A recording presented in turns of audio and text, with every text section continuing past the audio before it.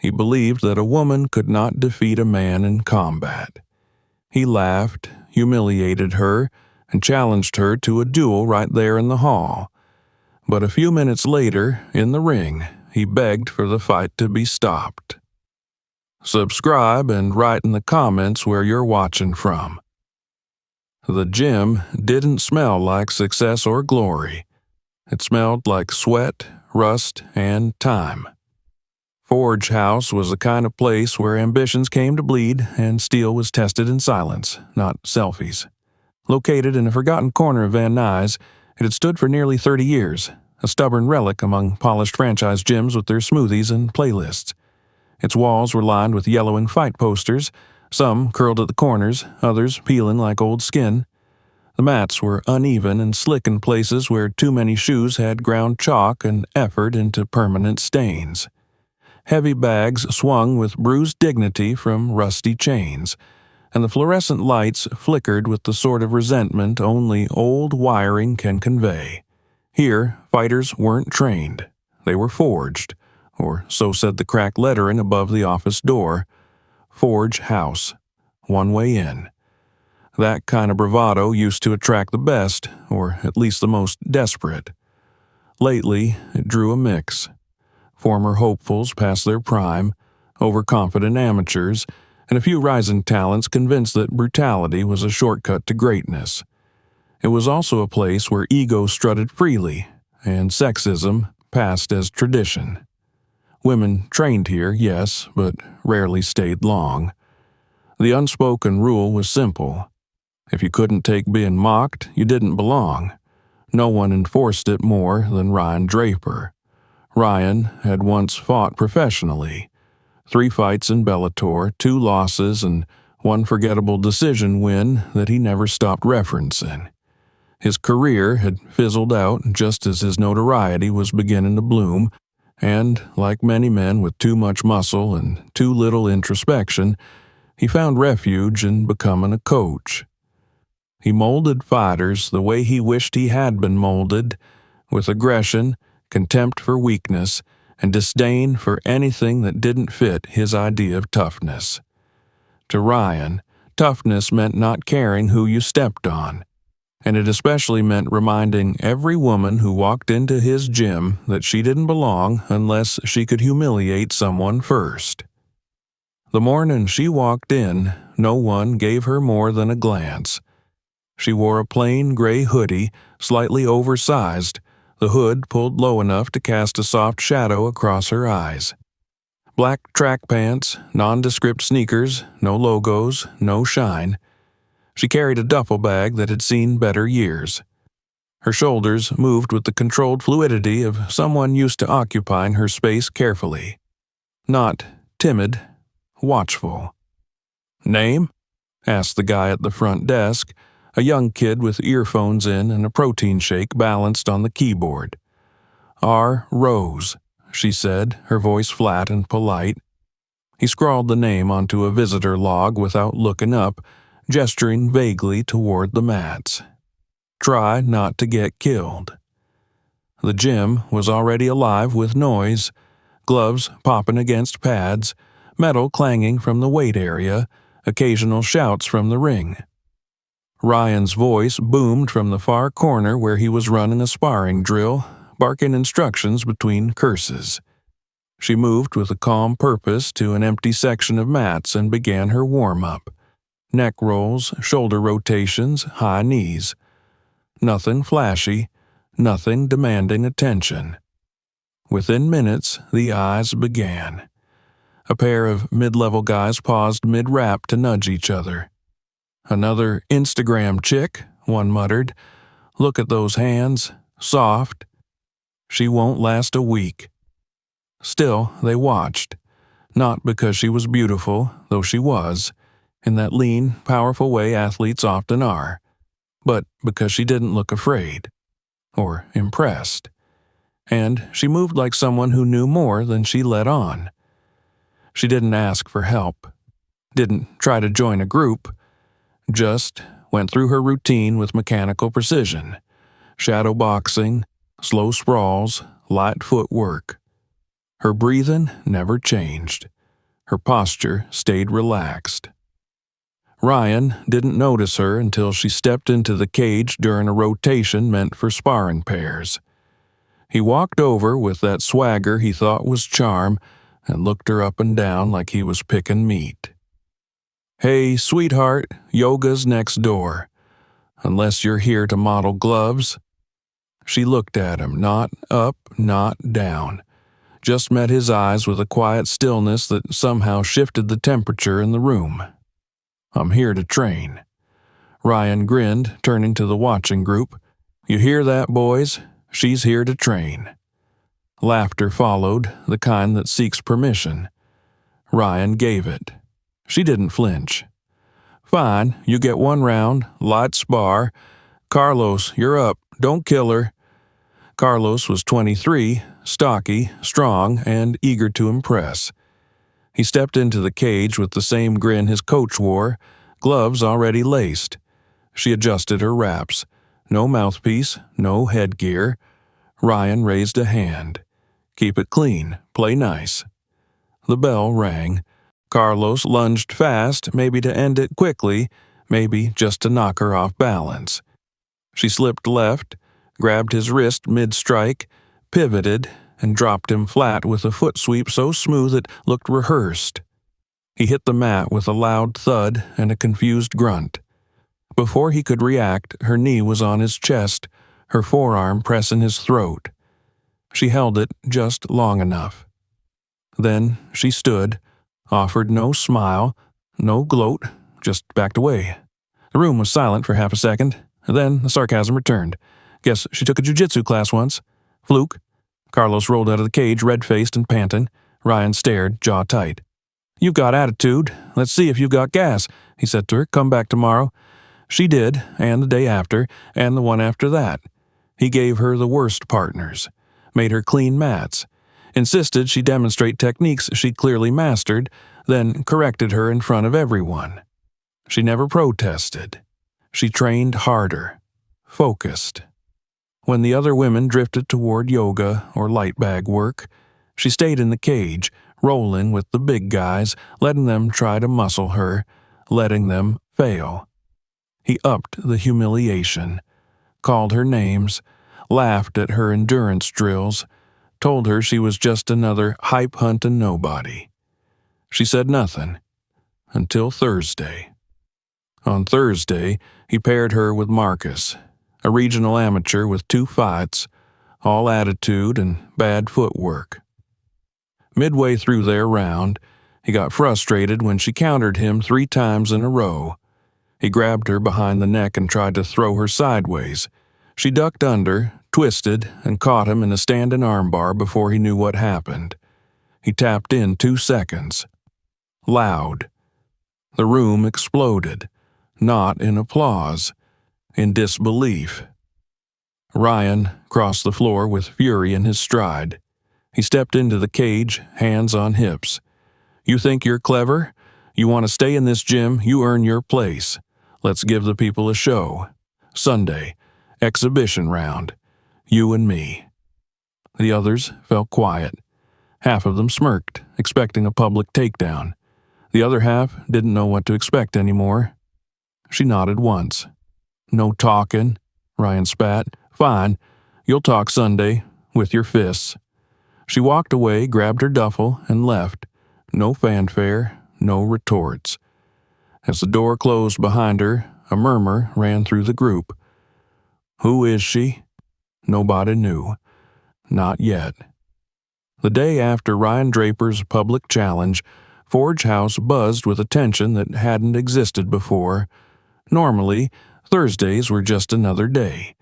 Morning circuits, afternoon pad work, maybe a few late-night rolls under flickering lights. But now, something else pulsed beneath the surface. The gym was alive in a way it hadn't been in years, electric with anticipation.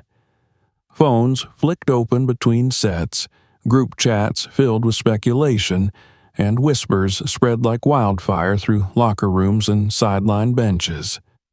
Some laughed it off, a petty stunt to boost Ryan's profile. Others started watching videos, taking a second glance at the stranger in the hoodie. Still, the dominant narrative was his. Ryan took the initiative the moment she walked out of the cage. That night, he uploaded a 30-second promo video from the office, backdropped by dim lighting and cracked fight posters, his arms folded, smirk plastered on his face like a war medal. "This Sunday," he said into the lens, voice thick with performative menace, "we settle this. A little exhibition match. Me and, well, whatever she is. Come see the difference between hype and reality." The clip ended with a slow zoom into his logo, a battered anvil overlaid with the words "Real Fighters Only." Within hours, it was shared across a dozen local fight pages and MMA fan accounts. One blog reposted it under the headline, "Trainer Challenges Mystery Woman After Getting Showed Up in Gym." Another took a bolder route. Ryan Draper to humble feminist choke artist in public beatdown. The comments were exactly as expected. Hundreds of fire emojis, clapping hands, testosterone-laced support, and a sprinkling of misogynistic bravado disguised as humor. But in between those comments, threads began to sprout. Questions. Freeze frames. Anyone else notice the way she moved? Look at that transition, cleaner than half the pros. One user posted a blurry screenshot from the sparring match and asked, "Is that Ronda Rousey?" No one took it seriously. "She's too short." "Nah, Ronda's retired. That chick wouldn't show up to a dump like Forge House." Meanwhile, the woman they speculated about was training in complete silence on the edge of the city. Not in a gym. Not under fluorescent lights or in front of punching bags surrounded by phones. She trained in an old garage, its floor lined with worn mats and the dull gleam of rusted weight plates. There was no music. Just breath and movement, muscle and memory. The garage belonged to her uncle, a man who'd spent decades fixing engines and avoiding people. He didn't ask questions when she arrived earlier that year. He just cleared a space and handed her a key. The only light came through the cracked windows, dust catching in sunbeams like fragments of the past refusing to settle. Here, she could move without being watched. Here, the rhythm returned. Elbows flowed through space like water. Her footwork, once frantic and furious, had become something deliberate and intimate. She still carried the speed. The strength was still there, but now it was quiet, rooted. She had always been fast, explosive, a force of nature, they used to say, but what the crowds never understood and what the cameras never showed was the discipline beneath the storm. The years of falling on mats, the bruised knuckles soaked in Epsom salt, the heartbreak of failure layered between 10-second finishes. When she lost, the world mourned the myth. She had to mourn the woman. In those final UFC days, she became a spectacle. Her victories were recorded in slow motion, her defeats dissected by strangers with microphones. She became a brand, a hashtag, a flame that burned too bright. And when it was over, no one stayed to see her clean the ashes. So, she left. Not just the ring. Everything. She stopped giving interviews, declined reality shows, turned down deals. She changed her number, erased her social media, and learned to live without applause. She moved through cities like a shadow, worked odd jobs, changed names, slipped in and out of gyms until even her own reflection started to forget what it had been. Until Forge House. It hadn't been planned. She was passing through, visiting a former judo teammate in Sherman Oaks, and decided to get a session in. Just stretch, move. But once she stepped on the mats, the part of her that still loved the feel of the fight, the quiet precision of it, woke up. And when the trainer opened his mouth, When he looked at her like she didn't belong, the decision made itself. She had nothing to prove, but sometimes silence needs an audience. The gym treated the upcoming exhibition like a spectacle. Posters were taped to the walls. Someone designed a crude graphic for Instagram: Draper versus Rose Sunday Showdown. Ryan leaned into it with all the subtlety of a carnival barker. He mocked her in stories, took selfies with his fighters, captioning them, "Real fighters don't wear ponytails." His TikTok showed clips of him lifting weights with the tagline, "Preparing to take out the trash." The irony, of course, was that every time he posted, more people started looking into her. Still, the gym's inner circle remained loyal. Even those who suspected something was off dismissed their doubts. Ryan was loud, but he'd been there for them when no one else was. He paid fees when fighters were broke. Let some of them crash in the back room. People forgave his attitude because it was familiar, because it was easier than questioning everything. And then there was Mateo. 21, lanky, earnest. He wasn't the strongest in the gym or the fastest, but he listened, took notes, stayed after class to mop the mats without being asked. He'd seen her first day, had sparred near her, watched the economy and her movements. He saw the tension in her hands, the way she watched with complete stillness. She reminded him of the old DVDs his dad kept: Pride Fights, Olympic Judo, early UFC, Legends. He wanted to ask her, "Who are you, really?" But every time he approached, something in her posture told him not to. Still, something gnawed at him. On Friday afternoon, while the others practiced striking drills, Mateo sat in the corner with his phone, scrubbing through old fight clips. He didn't even know what he was looking for, just a glimmer. And then he found it. A video from 2011, Judo World Championships. The woman on screen was younger, but the stance was identical. The eyes, the way she dropped her hips before a throw. He froze. When he tried to tell the others, they laughed. "She's too old. She'd never show up here. Keep dreaming." But he knew, and he felt ashamed. Saturday came quickly, the day before the match. Ryan took the afternoon off to get a haircut, made a video about how he was going to show what happens when keyboard warriors step into the cage. A local fight podcast offered to live stream the match, and he accepted instantly.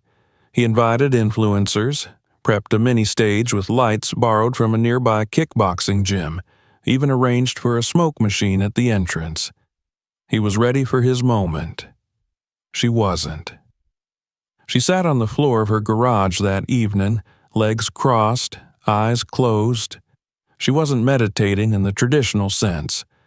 There were no mantras, no breathing cycles, just stillness. Her bag was already packed, her wraps laid out beside her. In the corner of the room stood a dusty photo. Her mother in a G, arm raised after a win. Ronda had carried that photo across 3 states, 5 addresses, and the crumbling stages of a vanished career. It reminded her of why she started. Not to win, but to belong. Somewhere. She didn't turn on her phone. She didn't watch Ryan's posts. She didn't need to. The next day, the world would talk. They would analyze, speculate, cheer, or condemn. But none of it mattered now. Because in less than 24 hours, under cheap lights in a cracked octagon surrounded by men who thought she was invisible, she would show them. Not for fame, not for revenge, but because some battles weren't about proving someone wrong. They were about remembering who you were before the noise. And she remembered now. The morning sun in Los Angeles rose pale and indifferent, washing the streets in muted gold as if trying to delay the inevitability of the day. The city moved on as it always did, coffee brewed, tires screeched, radios hummed, but in one pocket of Van Nuys, in a weather-beaten warehouse retrofitted into a makeshift arena, the air carried a different kind of weight. Forge House had transformed. The rough gym that usually stank of old mats and ambition had been cleaned, or at least swept hastily. Posters hung unevenly on temporary walls, wires crisscrossed the rafters, and foldable chairs formed a ring around the worn cage in the center of the room. A small stage had been erected, borrowed from a local community theater, barely strong enough to hold lights now aimed at the octagon like spotlights on a gladiatorial pit. The seats began to fill long before noon. Local bloggers set up tripods and laptops on the back benches. Amateurs with cameras jostled for good angles, shouting over each other about frame rates and battery packs. Small-time fight fans filtered in, lured by the promise of free admission and the tantalizing prospect of blood. Ryan's name had spread quickly online in the last 48 hours.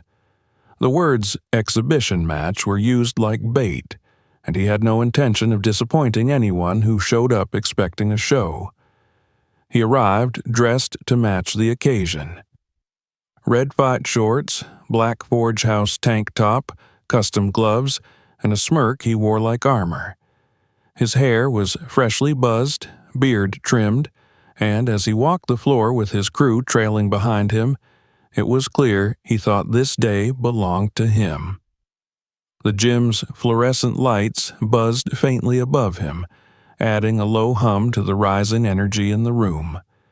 He slapped hands with a few regulars, posed for pictures, and made sure every camera got a good look at him. "Today," he said into a handheld mic hooked to his shirt, "we remind people that fighting isn't cosplay. It's earned." The audience, already buzzing with anticipation, let out a round of cheers and hoots. A few people laughed when he added, "And maybe we finally silence whatever fantasy this woman's riding in on." Behind the scenes, Ronda sat alone in the small changing area set aside for her. She hadn't asked for it. One of the young staffers, unsure of what else to do, had simply gestured to the corner behind a makeshift curtain and muttered, "You can get ready here." She hadn't answered. Her duffel bag sat neatly beside her, her old fight gear laid out carefully. No one from the gym offered to help with her wraps. No cameras were there to catch her lacing her gloves. She didn't warm up the way most fighters did, not with loud hits or hyped routines. She closed her eyes and breathed. The noise from the arena filtered in, faint but constant. She could hear Ryan's voice on the mic, the crowd's growing response, the artificial buildup. It didn't affect her. This was no different than any of the 1,000 times she had waited behind the curtain in some venue, about to walk into a ring, a cage, a moment. And yet, it was completely different. Because this time there were no expectations, no pay-per-view banners, no entourage, no Dana White waiting backstage, no legacy hanging over her like a shadow. She had entered anonymously, accepted the challenge quietly, and now stood on the edge of doing what she had always done best, face a fight with nothing but herself. The music outside changed to a pulsing, bass-heavy beat. Ryan's walkout song. The crowd roared as he emerged through the smoke machine they'd borrowed from a third-rate DJ. He bounced on the balls of his feet, pointed to the ceiling, and flexed for the cameras. Someone threw a Forge House t-shirt from the front row, and he caught it with a grin, tossing it back to a cheering fan. He entered the cage with the confidence of a man convinced the narrative belonged to him. Backstage, someone finally tapped the curtain and said, "You're up."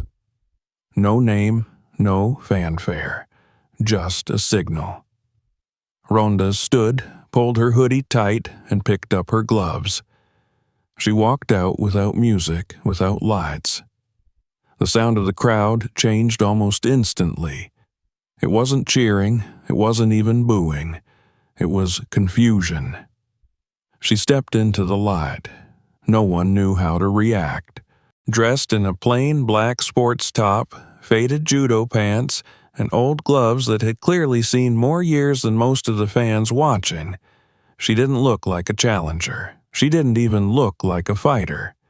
She looked like someone who had come to fix the floor. But then a ripple passed through the crowd. Someone leaned over to a friend and whispered, "She looks familiar." Another pulled out their phone and started scrolling frantically. A group of young women in the back row stood up, mouths slightly open. It only took one word. "Rousey." The name spread like a brush fire. At first it was a whisper, then a murmur, then a wave. Eyes widened, phones lifted. Someone gasped. Another dropped their drink. Ronda ignored all of it. She stepped into the cage the way she always had, with quiet certainty and absolute focus. Ryan didn't notice. He was too busy posturing, shadowboxing in the corner and talking to his assistant coach about when to initiate the takedown. The referee, a young man named Dale, who had officiated local bouts for a couple years, looked more nervous than either fighter. He held his hand up between them and began the standard instructions, but his voice trembled just slightly. "This is an exhibition bout, 1 5-minute round. Keep it clean, respect each other, protect yourselves at all times." Ryan offered a quick, smug fist bump. Ronda met it, eyes steady, no words. The referee stepped back. The bell rang. Ryan came out fast. He always did. Forward pressure was his trademark. Smother them early, establish control, never let them find their rhythm. He opened with a low jab, followed by a quick inside leg kick, then circled to her left, trying to push her toward the cage wall. Ronda didn't react. She didn't backpedal. She didn't counter. She watched. He feinted high, then shot low, going for a classic single-leg takedown. It worked on most people. It didn't even come close. Ronda stepped laterally, let his shoulder slide past her hip, and turned just enough to make him stumble. The crowd laughed, not at him, not yet, but in surprise. He recovered quickly, gritted his teeth, and came at her harder. The next 30 seconds were a blur of motion. He threw hooks, jabs, a looping overhand right that would have clipped most fighters. She wasn't there. She wasn't just dodging. She was redirecting, letting his energy pass through her like wind through an open door. The more he moved, the calmer she seemed. Then she stepped forward. One step. Not fast, not aggressive, just deliberate. And the fight changed. Ryan hesitated. Just a fraction. Enough. Ronda feinted left, pivoted inside, and clinched. Her arms wrapped around his upper torso in a grip so smooth the audience didn't even register what had happened until his back was off the mat and his feet were in the air. She threw him, not violently, not cruelly, with the grace of a judoka who had practiced the same movement 10,000 times. He landed flat, breath knocked from his lungs. Before he could scramble, she was on him. Full mount, controlled posture, one hand on his collarbone, the other isolating his arm. He bucked. She adjusted. He bridged. She flowed. The audience was dead silent. Then she transitioned. Quick, sharp, clean. She slid her legs, locked his elbow, and arched. Armbar. The same move she'd won dozens of fights with, refined into something surgical. He tapped. The sound was small, desperate. The referee dove in. "That's it." The bell never rang. Ronda released the hold immediately, stood, and stepped away. She didn't raise her arms, didn't smile. She waited until Ryan sat up, clutching his arm in disbelief, then turned and walked to the edge of the cage. The noise came slowly, building in waves. Not the rowdy cheers Ryan had hoped for, not the bloodthirsty roar of a knockout. Something deeper: awareness, recognition, respect. A young woman in the front row stood on her seat and clapped with both hands above her head. A man beside her dropped his phone in shock. Even the bloggers had stopped recording, unsure if what they saw had actually happened. In the center of the cage, Ryan sat dazed. Sweat dripped from his forehead. His mouth hung open. He looked across at the woman who had just dismantled him and saw, finally, unmistakably, her. Ronda Rousey. He tried to stand, fell back. No one helped him. She didn't look back.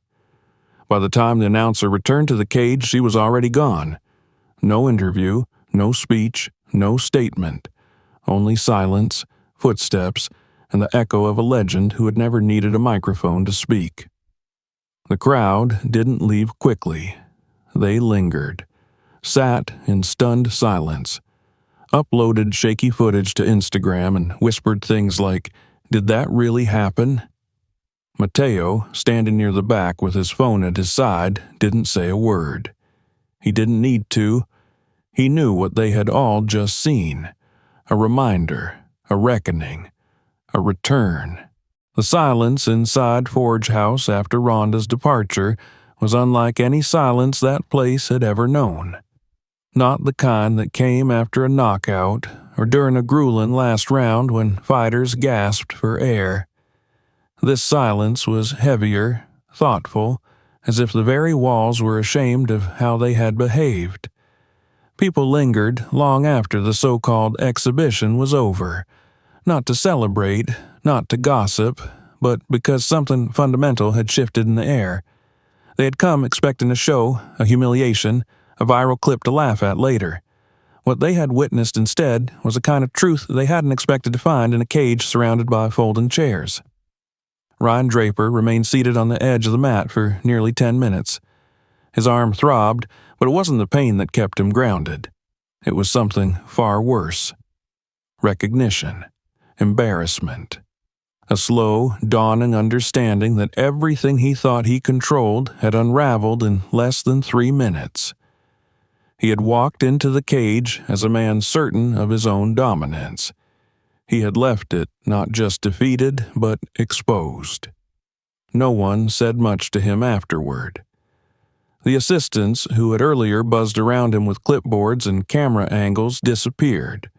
The younger fighters, once eager to chant his name, moved silently to the lockers, eyes averted. Mateo passed by him with a towel slung over his shoulder and paused briefly, wanting to speak, but the moment was too fragile. He nodded instead and continued on. Ryan never lifted his head. Outside, the crowd trickled into the street. The energy had turned. Phones were held up now with reverence, not mockery. Social media exploded with shaky videos and stunned captions. She didn't even flinch. That was Ronda Rousey? Draper got folded by a ghost. The clips went viral within an hour. By evening, her name was trending worldwide. Blogs published timelines. MMA analysts dissected every frame. The same sites that had posted Ryan's promotional videos now featured stills of Ronda's calm expression as she locked in the armbar. Sports anchors debated the ethics of staged exhibitions without realizing the irony of questioning the only honest fight they'd seen in months. But Ronda wasn't watching. She had already changed into a fresh set of clothes and disappeared down the alley behind the building, moving like someone who'd done this before, entered unnoticed, left unseen. She didn't take questions. She didn't sign autographs. She didn't even look back. The job was done, and she carried it with her in the same silence she had carried everything else for the past several years. Across town, in an apartment that had once felt too small and now felt cavernous, Ryan sat alone on his couch, the lights off, a bag of ale cradled against his elbow. His phone vibrated nonstop on the table, alive with mentions, tags, messages. At first, he let it buzz, jaw clenched, refusing to engage. Then, curiosity broke through. He unlocked the screen. Thousands of notifications, some from fans who had turned vicious. Others from former colleagues, some smug, some surprised. A few offered awkward condolences, but the videos were everywhere, each one from a different angle. The same fight replayed on loop, only 30 seconds long, but packed with enough precision and humiliation to crush a man who'd built himself on image. He replayed it, the feint, the clinch, the throw, then again, the mount, the shift, the armbar. Her face never changed. He paused on the final frame, Ronda standing over him, stepping away, her back already turning. She hadn't gloated, hadn't lingered. She hadn't even looked at him again. He'd never felt more invisible in his life. He lowered the phone and sat in the dark for a long time. He didn't return to Forge House the next day. Word spread fast. The gym opened as usual, but without its leader. The regulars filed in, uncertain whether they should continue as if nothing had happened. Mateo took over the warm-up drills, too focused to worry about whether anyone would object. The music was softer, the chatter quieter. Even the heavy bags seemed reluctant to swing too hard. Something had been extracted from the air. A swagger, a smugness, a belief that the loudest voice owned the room. Some of the newer female members returned that week, tentatively. No one sneered at them, no one asked if they were lost. By Wednesday, Ryan showed up. He didn't storm in, didn't command attention. He walked through the doors wearing a plain hoodie and sweatpants, no logo, no posturing. The only thing in his hands was a duffel bag, the same one he used to bring to fights back when he still had something to prove. People noticed but didn't speak. They moved around him like he was something breakable. He walked past the front desk, nodded at the receptionist, and made his way to the back where the office sat half-lit and cluttered. He didn't train that day.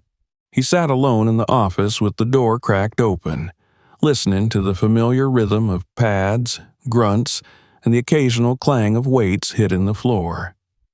The gym was moving on. It didn't need his permission. The following evening, he recorded a video. Not in the cage, not in the center of the gym. He sat on the edge of the mat, in the corner, where the light was softest and the camera angle didn't flatter. No music, no filters, no editing, just a man with an ice pack on his elbow and a microphone in his lap. "I don't have a script," he began, "and I'm not going to make excuses." He stared into the lens, then looked away. What happened Sunday wasn't a show, it was a reminder. One I needed more than I thought. He paused again. I thought I knew everything. Thought I was tough. I thought a lot of things. That women couldn't fight at this level. That being loud meant being strong. That making people feel small made me bigger. He exhaled slowly. I was wrong. He didn't mention her name. He didn't have to. I lost. Not just the match. I lost the part of myself that thought I didn't need to learn anymore, and I guess, if I'm being honest, I'm grateful for that. The video ended with no call to action, no logo, no apology, just honesty. And it spread. Not as fast as the fight clips, but it spread. People reacted with a kind of restrained surprise. Some mocked him anyway. Some applauded the humility. Others remained skeptical. But those who trained, those who understood what it meant to be broken open and rebuilt in the gym, saw something else. They saw a man letting go of a shell he'd outgrown.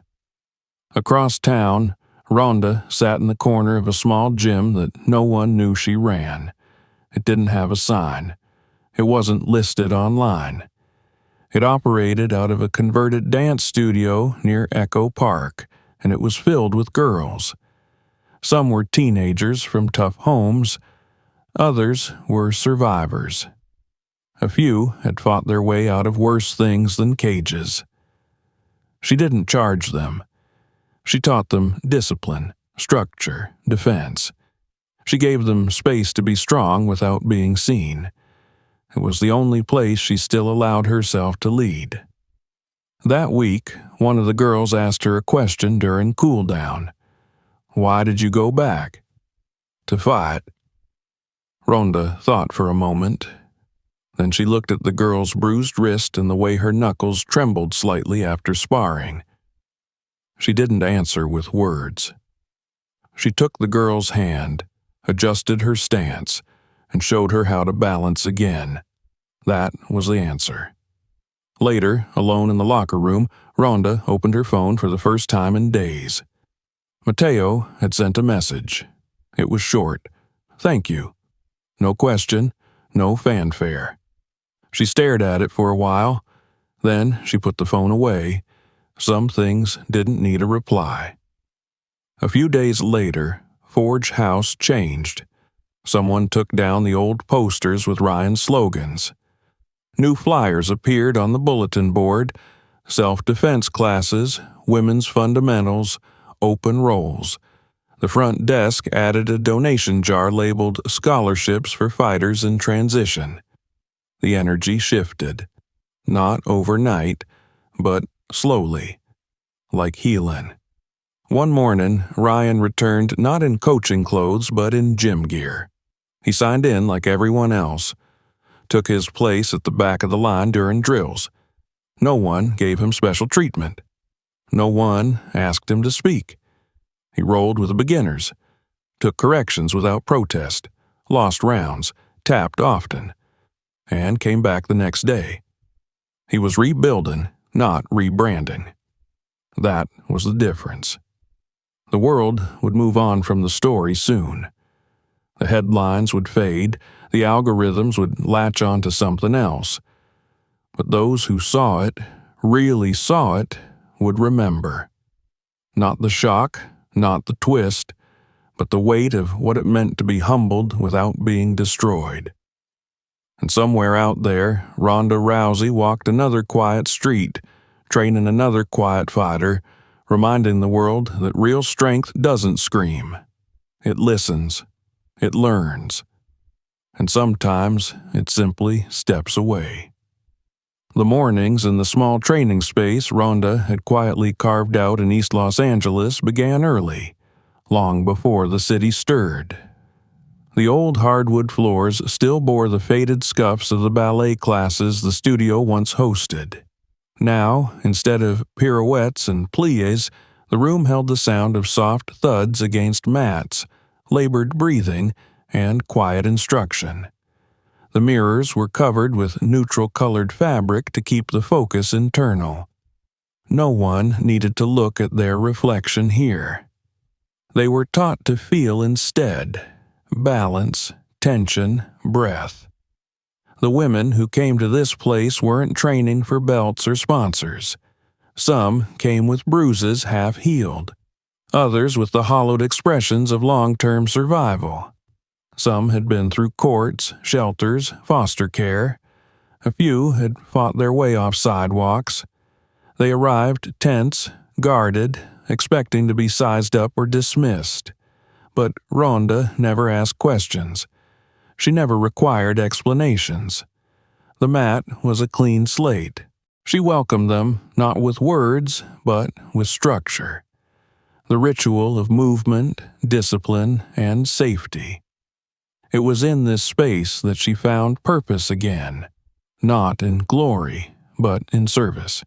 Each day began with drills, rec falls, breath control, light grappling, then transitions, posture training, and situational defense.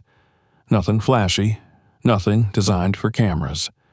Her methods were stripped down, simple, effective. She rarely demonstrated with force. She didn't need to. Her presence carried the weight of someone who had lived through it all and returned, not to reclaim anything but to give what remained.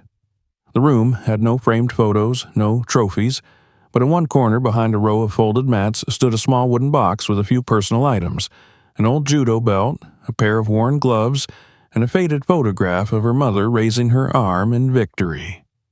She never pointed them out. The students didn't ask. But the box was a kind of anchor, and on rare mornings Ronda would sit beside it in silence before the doors opened. Word of her work began to spread in the quiet way that mattered most. Social workers told one another. One girl brought her sister. Another told her probation officer. Within months, the small room was nearly always full. Still, Ronda never expanded, never sought funding. She believed in the intimacy of the space, the quiet transmission of strength, one person at a time. It was on a Tuesday afternoon, months after the Forge House exhibition, that Ryan Draper walked through her door. He wore a plain gray shirt, gym pants, and brought no gear. He stood in the entryway for several seconds, unsure whether to step in. Ronda was demonstrating a basic ground transition with two of the newer girls. She didn't look up right away. When she finally met his eyes, her expression didn't change. No surprise, no hostility, just a calm acknowledgement. He nodded once. She returned it. After class, he waited by the wall as the students rolled up mats and gathered their belongings. He said nothing, made no attempt to interject. When the last girl left, Ronda approached him. "You looking for a spot?" she asked, her voice even. "Only if it's earned," he said. She studied him for a moment, then turned and walked to the back closet. When she returned, she handed him a folded G. It was old but clean. Classes resumed the next day. Ryan didn't ask to lead. He started on the mat like everyone else. He partnered with whomever was available. Often, that meant training with girls half his size. He took instructions quietly, focused on the drills, made his mistakes without defensiveness. When he tapped early. When corrected, he nodded. When tired, he pushed through. He never tried to reclaim authority. That part of him, whatever was left of the self-appointed expert, had been burned away under the lights of the cage months before. Some of the students recognized him from the video. Others didn't care. No one treated him like a coach anymore. And he didn't seem to want them to. The atmosphere of the space didn't shift with his presence. Ronda ensured that. She didn't change her tone, didn't adjust her methods.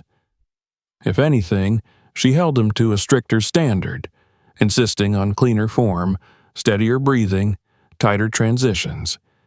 He never complained.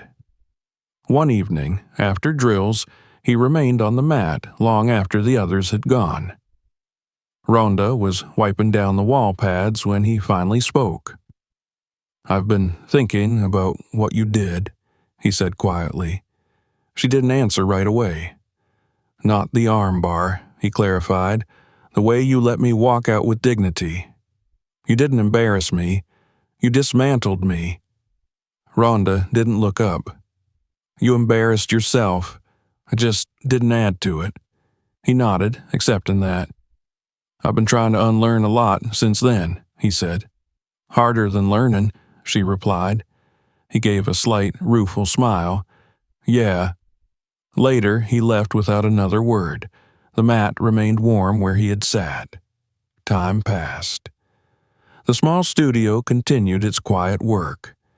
Every now and then, new faces appeared. One young woman had been assaulted in her previous gym by a coach she'd trusted. Another was fresh out of rehab, rebuilding herself from the ground up. Some stayed only a few weeks. Others became fixtures, their bodies transforming, their confidence recalibrated. They learned to breathe under pressure, to hold their ground, to protect space without apology. Ronda began to let Ryan assist with warm-ups. Nothing formal, no titles, just guidance when needed. He understood his place in the room, Not above, not in front, but alongside. There were no belts awarded, no hierarchy to reinforce ego, only the steady rhythm of learning. Back at Forge House, the changes that had begun continued to grow. The energy had softened, not weakened, but evolved. The gym introduced new programs: women's only open mats, free training for survivors, mentorship pairings for young fighters without family support. Mateo had stepped into a leadership role naturally. He wasn't loud, but he had the one thing Ryan used to lack: humility. On the wall, where Ryan's old poster once hung, a new framed photo appeared. It showed a still frame from the exhibition. Ronda walking away, Ryan on the mat, the crowd frozen mid-realization. Underneath, a plaque read, "Lesson over Legacy." The quote was attributed to no one. In Echo Park, Ronda's studio continued without interruption. She taught, she trained, she healed, and sometimes after class, when the sun angled just right through the windows and the room was quiet again, she would sit on the floor beside the wooden box in the corner. Her mother's photo smiled back at her, faded but resolute. One evening, a journalist managed to find the studio. A woman, thoughtful, well-spoken, respectful. She requested an interview, not about the fight, not even about Ronda's past, but about her work now, her purpose. Ronda declined. "I already said what I needed to," she said.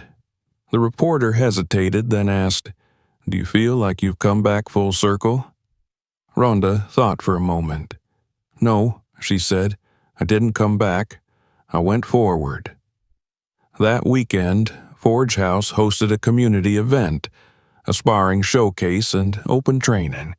Flyers were printed in Spanish and English. Local food vendors donated supplies. The gym was packed with families, old fighters, new students. At the center of it all stood Mateo, running things with quiet assurance. Ronda visited briefly, slipping in during the second hour. She stayed near the wall, speaking with no one. Some people recognized her. A few approached, asked for a handshake, a thank you. She smiled, said little. Ryan spotted her across the room. He walked over slowly, stopping a few feet away. "You didn't have to come," he said. "I didn't come for you," she replied gently. He smiled, and this time it was real. "Still, I'm glad you did." She nodded. "Looks good." "It's not mine anymore," he said. "That's the point." She turned to leave, then paused. "You taught a lot of people how to fight," she said. He looked surprised. "Thanks." She met his eyes. "Now, teach them how to listen." He nodded once. No defense, no comeback. Later that night, she walked home along the quiet streets, her bag over her shoulder, hoodie drawn up against the breeze. The sky was clear. The city hummed, oblivious.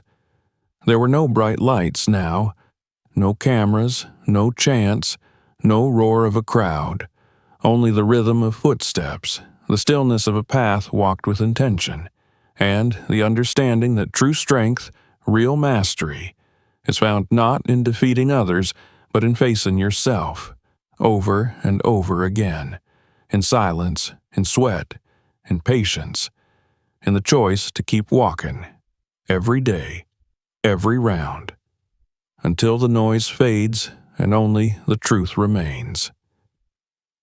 If this story moved you, don't forget to subscribe for more.